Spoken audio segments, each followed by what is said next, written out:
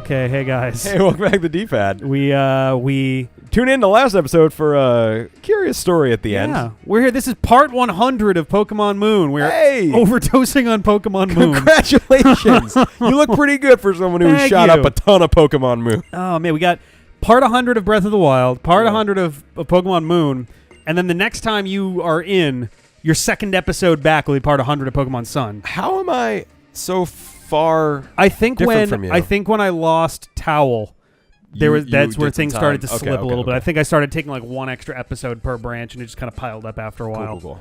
I'm Faba. I'm Faba Beans. That's what I was thinking too. He's wearing Faba Beans on his eyes. Yeah. He looks like a human. You don't know why. He looks like a human Flygon.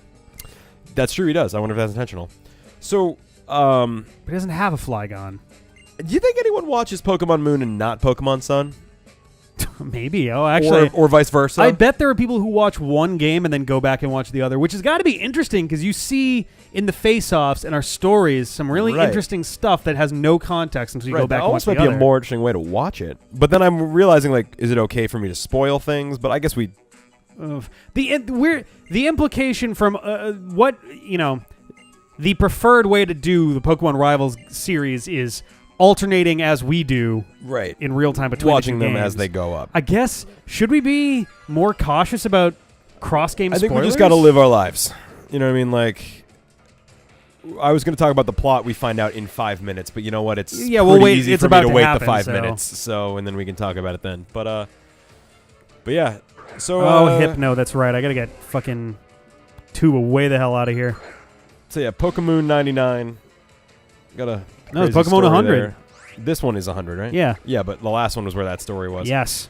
It reminds me of all those stories. All the so Y2K. There were two big problems that everyone was worried about with Y2K. I think people forget nowadays that that of the two Y2K bugs people were worried about, there was one that was going to happen before the year 2000 itself, which was the 9999 bug. Oh, okay. Because apparently, in really old systems, once you got to the Windows era, it was definitely a bygone thing, but people were still using old, a lot Apple of infrastructural and stuff a lot of is built on ancient, huge computers. Yeah. But apparently, back in the day, there was a point where if you got a string of nines of a certain length, that would be read as end of file. Right. Oh, wow. So when it tries to read the date, if it was primitive enough that they were just using a human-readable date and not like the ISO timestamp style date, then that could end the systems. And people were worried about just like computer equipment in hospitals just shutting the fuck down on September 9th, 1999. And I know my heart stopped when Sonic Adventure came out. Boom! Oh, man, that was quite a setup for that joke. Grim! But yeah. That reminded me of that. The part 99 being the one about fucking death. Like, yeah. That's interesting. Oh man. Yeah. Yeah. I'm reminded of a story that I actually don't want to share because I feel bad. Has nothing to do with anything I did. Okay. Has nothing to do with anyone that's involved with the D-pad directly. But like it was my only real direct interaction with death in person. Okay. But it's like it's so weird and like the thing. I feel bad about something that makes me laugh about it. Was it a funeral or no? No. Laughing about death is extremely healthy. All right, if you don't, it's actually more unhealthy. So when I was in college, I don't remember which year it was. Maybe like 2007, 2008. I don't remember exactly. I got a phone call one morning, and it was my mom saying, "You got to get back home. Your grandmother's in the hospital, and they don't think that she's gonna They think that she's about to go." Right.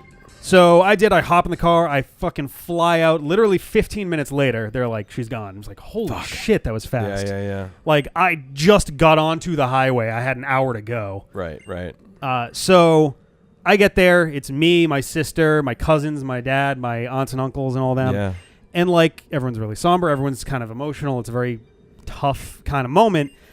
And this is such a fucking morbid thing to find amusing. And it's not even amusing. It was just so weird and out of place that my brain could only register it as, wow, that's kind of funny. Comedy. So it's my grandmother. She's, I think, oh, boy, how old was she? She was probably about 75, I guess. Okay, sure. That's a total guess. I'm not actually really sure. But she's still in the bed. She's Yeah. gone, but like she's Yeah. got like the needle that was doing the IV into her arm. And if you ever want a perfect example of where I get my doting to a fault kind of nature sometimes, Yep. or like I have to be involved in some way, it is from my dad. Okay. Because so we're all kind of standing around, everyone's just kind of emotional, and my dad in a moment of emotion was like, I can't see her like this, and he goes to take the IV out of her arm, Yeah. which immediately starts bleeding a lot, like a lot. Oh God. And it was so fucking horrifying. Yeah. Because here is my dead grandmother, his mother, Oh, with just man. blood out of Right. her arm after Right. she's gone. And I certainly didn't laugh out loud. We're all just like, we're trying not to make noise because my dad's now freaking out and more emotional. And he's trying to fix this. And he's like, I don't even know how to do this now. Right. Doctor's not here. Right. And like, it just stuck out in my mind so much of like this thing that was so weird. Yeah, that's super absurd. And it's not Why funny. was he thinking to do that? I don't know. Because why did he think that was a good idea? If my mother, Oh, God, yeah. is lying there like that, I'm not touching fucking anything. Yeah. I might touch forehead, arm, shoulder, something, or hand. I'm not going Right. to take stuff out. No, yeah, I'm not gonna start fucking moving shit around the like a thing. puzzle. Like It's so weird to me because Yeah. it's not funny, but my brain just thinks of it as funny. it is. It's weird. Because it's so just weird. Yeah, I mean, like when we found that guy, his pants were down. Greg had Yeah. to put a towel over his penis while he was doing CPR. Right, Like shit like that is funny. It's upsetting. Yeah. But it's funny. That's the... If we ever had to explain humor to an alien race, I There's don't think no we could. way. No. I think we'd just be like, look, I think it's we're going to generally- show you a bunch of movies and TV shows, and you're just going to have to figure it out. People think of 'cause humor as one thing too, but it's a defense mechanism. It's a communication thing. It's a way. It's When a I way get to nervous, bring I people laugh. closer, or it's a way to push people away. It can be all of those. Yeah. When I get nervous, I laugh. People get annoyed at me sometimes because I will laugh or At kind of like seemingly chuckle a inappropriate little at times. inappropriate times, and I'm like, I'm sorry, it's not funny. Yeah. I'm just nervous. I don't Yeah. really, Yeah. I don't know what else to do with my body right now. Right. No, for sure. Like, and that's just my immediate defense mechanism. And it's exactly. It's not like we think lightly of these things. Right. Yeah. They're still bad, serious things, but laughter is a tool to deal with those bad, Yeah. serious things. That's one of the a lot of like grief counseling stuff is usually Yeah. find something that makes you feel good, and the And, defense latch onto mechanism that. is like, but I don't want to feel good. It's like, but it will help. Right. Yeah. Exactly. It's not like it's erasing the pain. It's there to help you kind of like remember other emotions and kind of find healthy avenues to move away from that. And Not to stuff. beat a dead Mudsdale, but that's Dustin is literally the one who taught me that. I Yeah. felt 1,000 times better when he made that horrible joke at my dad's Oh my funeral. God, that's right. Yeah. And I was like, wait a minute. I don't have to feel bad about this. That was Right? hilarious, and I feel better now. So fuck it. It's tricky because like there are so many ways that you could deliver that kind of a joke, and it's just like, I don't ever want to see you again. Get out of my life right I can now. imagine a lot of people would have done that. But Right, but like just that kind of a jarring jolt Yeah. away from like the moment to something that just like is weird and out of place. Why does So everyone have my just in Pokemon case, here? By the we've already way? talked about it so many times, but when my dad died in a car accident when I was 14. Dustin was one of my best friends at the time. I was Shit, literally this was stupid. Rock is weak to steel. What am I thinking? I was with Dustin when it happened. And so at the funeral, Dustin's like, "It's okay, oh John. fuck! Ooh, this is not gonna be good. At Okay, least you I can get take outta here. comfort in knowing exactly what your dad's last moment of life was like." And I was like, "What do you mean, Dustin?" And he died in a car accident. So Dustin just goes, "Ah!" and like makes a drastic steering wheel motion in the air. And like it's a terrible joke, right? But classic Dustin. It was wonderful. And Dustin's in the club. He understands. 'cause Yes. his dad is dead too. Yes. So it just like made everything. I laughed and felt better, and like it was a big, like I was like crying at the time, then laughing at that. And it was just awesome, and it helped. And it's one of those So- moments where you're like, this is so.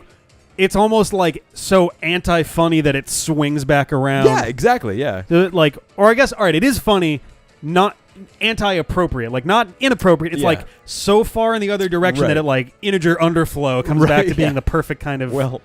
well said, nerd. Thank you. You I realize fucking that nerd.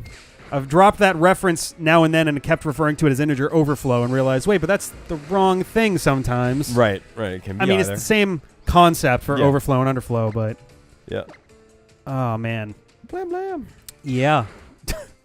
Yep. So that's where we get a lot of our darkness from here at the D-pad. Yeah. But it's good because without the darkness, the light, yada yada, not as We would good. never have a thing called love. I meant the emotion, John. What's Yeah, of course. I mean, one of the more, realistic basis in human psychology things that I like seeing in fiction is the kind of insistence of like when good people in fiction or in real life go through something bad, it's the kind of like one of the attempts to kind of bring them back from it is like, look, sometimes we got to have bad things happen to really appreciate the good things. Like without that base for comparison, there's a reason that people who were born into money don't really always appreciate the value of a dollar. For sure. But if you come from fucking nowhere, right, scraping to get by, you get $100 and it's like hitting the fucking jackpot. For sure, like, yeah. No, it creates character dealing with different things. Yeah, absolutely. So. Now, Porygon occasionally has... What does inner focus do? He doesn't have anything you should be worried about. Porygon sometimes has psychic moves, is the problem. He's I quick, but he has psychic moves sometimes. Yeah, I guess. I remember I fought this guy and you were telling me about that, and I don't think he had one. He has recover, I know that much. I'll try to get rid of him quick, but if he drops any psychic moves, I'm getting the fuck out of here. This attack is a stab 110. Like, it could... He's going to recover on the next turn. Magnet Rise. Oh, no, I can't use ground moves against him. Shit, you better acrobatics him again. I never understood why Porygon wasn't part electric. It is a literal digital Pokemon. Hey, man. And, like, I'm pretty sure one of the games describes... Oh, I'm faster anyway. One of the games describes them as, like, living on the internet. So, like, how is it not an electric-type Pokemon? It's Battle Network rules. Who knows? You're right. Hey, it's a Fire-type digital representation of blah, blah, blah. This one's special because it's electric. Yeah, they're all electric. Yeah, but this one is, like, electric. Or, hell, make Porygon normal electric or something. Like, it seems silly, especially with all the other dudes that have changed type, for Porygon not to get an electric type in there. I don't know. Maybe that's just me. I don't know. No, I see your point. Later. Oh, man. Yeah. The world is fucking weird sometimes, man. Yeah. But, like... Dark place sometimes. It sounds kind of dumb, but, like, having exposure to death... Yeah. One, it gives you that, when things are bad, you appreciate the good. Mm-hmm. It helps you develop character. And it also helps to take the power away from death. Yeah. Because it is something you will find. It will happen. It does happen. It's part of life. It's all humans. You can only really avoid it in your life for so long. The longer you go avoiding it... Oh, fuck. The bigger its shadow. You know what I mean? The hole is going to be a lot bigger the longer you wait. Right, exactly. So, like, you won't have the tools to deal with it when it starts happening to, people you care about. Yeah. So, it's, trying to keep that, like, Zen or philosophical focus is not always easy, but it helps. So, anyway. The fuck? I was like an ornament to my mother, wearing whatever she told me to wear, acting however she wanted me to act. Oh, that's cool. God, Mom. I missed this dialogue, I think. Yeah, I think you skipped past him. It was made just to battle the beasts in this room right here. I need to make a point of coming back down here when this thing is over because I'm curious about that room. Huh. I don't think you looked in there either. You should, like, write a note about that in the book or something. Oh, fuck you, Hal. Holy shit! Look at this drawer! Yeah. Don't touch anything with your Grimer hands. Oh no, he's having a seizure. Get him. All right, we're going to do this next time.